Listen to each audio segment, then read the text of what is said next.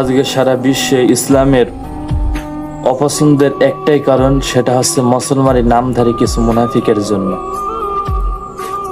আসলে যখনই আমরা ইসলাম সম্পর্কে ভালো কিছু কথা বলতে যাই, যখনই আমাদের ওয়েটটা বেড়ে যায়, মানুষের সামনে আমাদের যখন পরিস্থিতি বেড়ে যায়, তখনও মনে করে এই লোক রাজনীতিতে দাঁড়াবে, এই লোক এসে আমাদের ক্ষমতা চলে যাবে।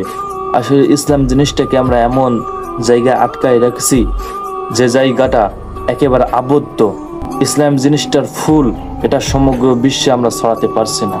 ইসলাম জিনিসটার এই যে একটা ভালো দিক, ভালো গুণ, এটা আমরা ছড়াতে পারছি না, শুধু একটাই কারণে, মুসলমান নামধারী কিছু মুনাফিকের কারণে। আজকে দেখুন, নিজেরা জাতির পিতা বানাইছেন, নিজেরা নিজেদেরকে প্রভু বানাইছেন। নিজেদের প্রভু কি জনগণই হচ্ছে তাদের প্রভু, জাতির পিতা আপনারা বানাইছেন। এটারই কারণে ইসলাম আপনাদের এত অপছন্দনীয় হয়। একটা কথা শুনুন, ইসলাম যদি আপনাদের গায়ে চুলকানি হয়, মলম আছে।